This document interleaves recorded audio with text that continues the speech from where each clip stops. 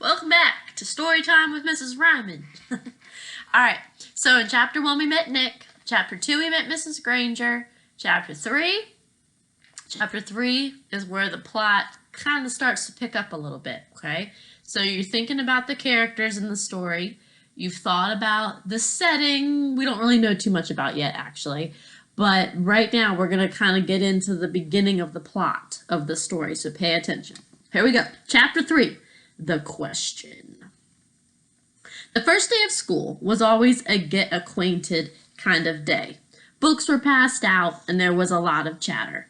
Everyone asked, "What did you do over the summer?"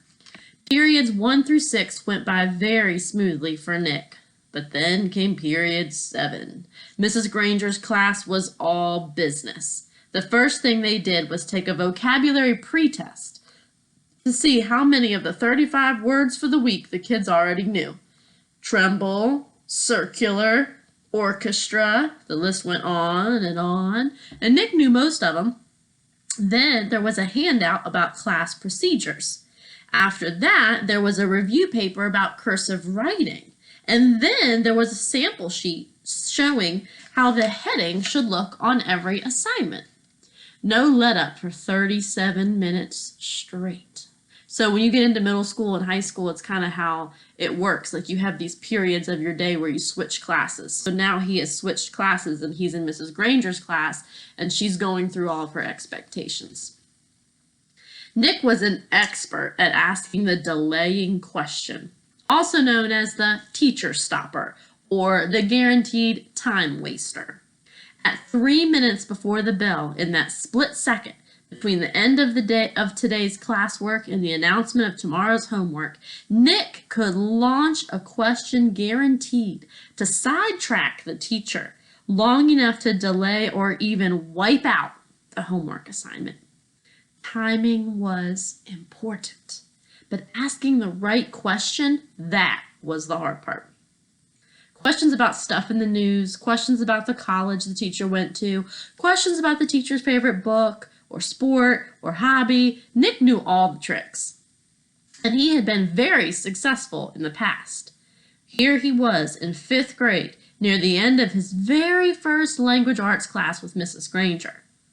And Nick could feel a homework assignment coming the way a farmer can feel a rainstorm. Mrs. Granger paused to catch her breath, and Nick's hand shot up. She glanced down at her seating chart, then up at him. Her sharp gray eyes were not even turned up. Half hour. "Yes, Nicholas." "Mrs. Granger, you have so many dictionaries in this room, and that huge one especially. Where did all those words come from? Did they just get copied from other dictionaries? It sure is a big book." It was the perfect thought grenade. Kapow! Several kids smiled, and a few peeked at the clock. Nick was famous for this, and the whole class knew what he was doing. Unfortunately, so did Miss Granger. She hesitated a moment, and Nick gave a smile that was just too sweet to be real. Her eyes were the color of a thundercloud. "Why, what an interesting question, Nicholas. I could talk about that for hours. I bet." She glanced around the classroom. "Do the rest of you want to know too?" Everyone nodded yes. "Very well then. Nicholas, will you do some research on that subject and give a little oral report to the class? If you find out the answer yourself, it will mean so much more than if I told you. Please have your report ready for our next class." Mrs. Granger smiled back at him, very sweetly. Then it was back to business. "Now, the homework for tomorrow can be found on page 12 of your Words Alive book." Nick barely heard the announcement. His heart was pounding, and he felt small, very small. He could feel the tops of his ears glowing red. A complete shutdown.